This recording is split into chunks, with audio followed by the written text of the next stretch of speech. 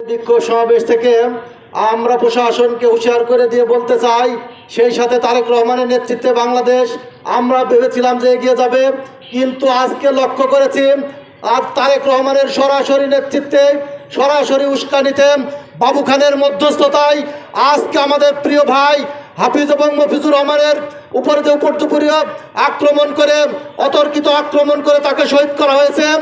আমরা এর উপযুক্ত বিচার না হওয়া পর্যন্ত রাজপথ ছাড়বো না ইনশাল্লাহ। আমরা বলতে চাই এই মৃত্যুকাণ্ডের দায় আলম চুয়াডাঙ্গার জেলা প্রশাসক মহোদয় এড়াতে পারেন না, এসপি মহোদয় এড়াতে পারেন না, জীবননগরে ওসি এড়াতে পারেন না। অতএব আমরা প্রশাসনকে বলতে চাই, এই খুনি সন্ত্রাসীদেরকে উপযুক্ত শাস্তির আওতায় যদি আনতে না পারেন, যদি ব্যর্থ হন, আমরা বলতে পারি আপনারা দেখেছেন ইলেকট্রিসিটির তার একটি আনুগত্যের শৃঙ্খলাবদ্ধ বাংলাদেশ জামাত ইসলামী ইসলামী ছাত্র শিবির এরকম আনুগত্যের শৃঙ্খলাবদ্ধ যদি আমির জামাতে আনুগত্যের শৃঙ্খল খুলে দেন, আমরা বলতে পারি ডিসি এসপি ওসি থেকে শুরু করে তারেক রহমান পর্যন্ত রেহাই পাবেন না। অতএব সাধু সাবধান। আমরা চাই দোষীদেরকে 24 ঘন্টার মধ্যে গ্রেপ্তার করে আইনের আওতায় সোপর্দ করুন। যদি তা না পারেন, এই চুয়াডাঙ্গা ছেড়ে সকল প্রশাসনের কর্মকর্তাদেরকে আমরা অনুরোধ করব এই চুয়াডাঙ্গা ছেড়ে চলে যান। আর কোনো মৃত্যুদণ্ড, আর কোনো মৃত্যুকাণ্ড, হত্যাকাণ্ডের মতো ঘটনা আমরা এই চুয়াডাঙ্গাতে দেখতে চাই না। যদি আপনারা আমরা বলতে চাই, যদি আপনারা গ্রেপ্তারের আওতায় দোষীদেরকে না আনতে পারেন, আপনারা এই হত্যাকাণ্ডের সাথে জড়িত আছেন বলে আমরা বিশ্বাস করি।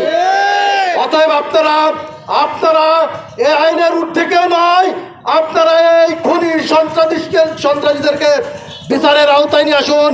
আমরা তারেক রহমান দেশের প্রধানমন্ত্রী হিসেবে আপনাকে আমরা অনুরোধ করতে চাই, আপনি আপনার এই দলের খুনি সন্ত্রাসীদেরকে চিহ্নিত করে আপনি প্রশাসনকে নির্দেশ দেন যে তারা যেন এদের আইনের আওতায় আনতে পারে।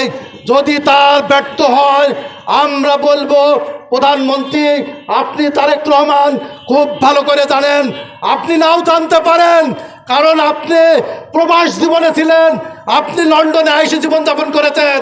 বাংলাদেশের মানুষের কষ্ট কি তা জানেন না?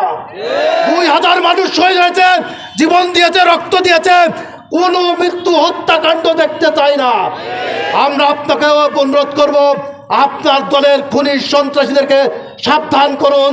যদি তা না পারেন, এদেশের জনগণ আইন হাতে তুলে নেবে, তখন বিশৃঙ্খলা তৈরি হয়ে যাবে।